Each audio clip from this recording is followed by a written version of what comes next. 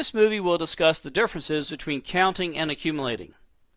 Previously, we've seen how we can accumulate data over the course of the program by using a module-level variable and displaying the result in a label on the form. I've added a new label to our sample program called average sale. To calculate the average of anything, I need two pieces of data.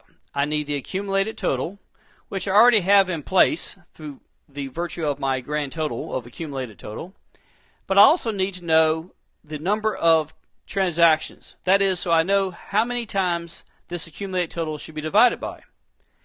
The easiest way to do this is to simply count the number of times the user clicks the calculate button. That is, every time they click the calculate button, simply add 1. This will give us a running count of number of times the user clicks the calculate button.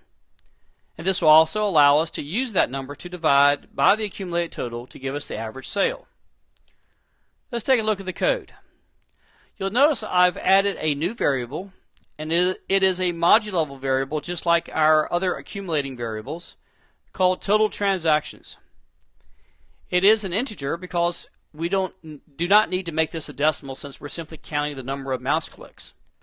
In other words, you can't have 1.5 mouse clicks or 1 1/3. It's going to be a whole number. So we can use the variable total transactions as an integer.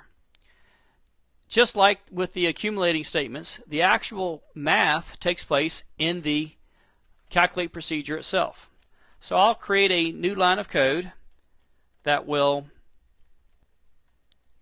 document that we're going to count the number of transactions and calculate an average.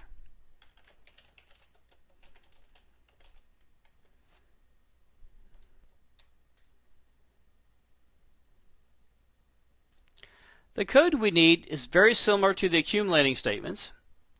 In this case, our variable total transactions plus equal, but instead of adding a variable, we're adding the number 1.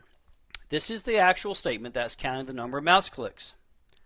We then are able to display into our label called average sale label the result of a division operation of taking the accumulated total decimal and dividing it by the total transactions, which is the number of mouse clicks.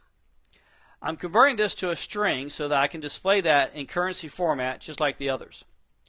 The other reason this would have to be converted to a string is that we're placing the result of this calculation directly into the text property of the average.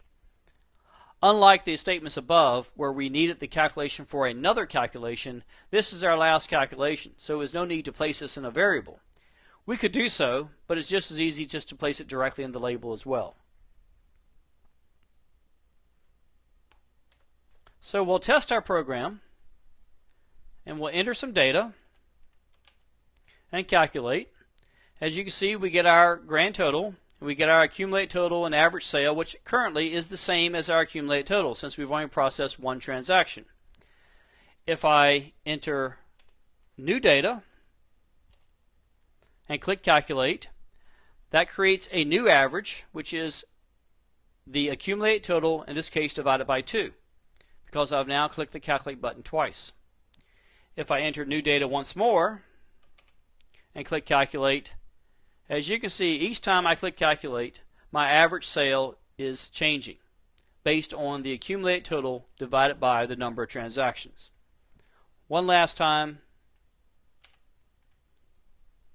Again, the average sale is changing in accordance with the actual data that's being entered.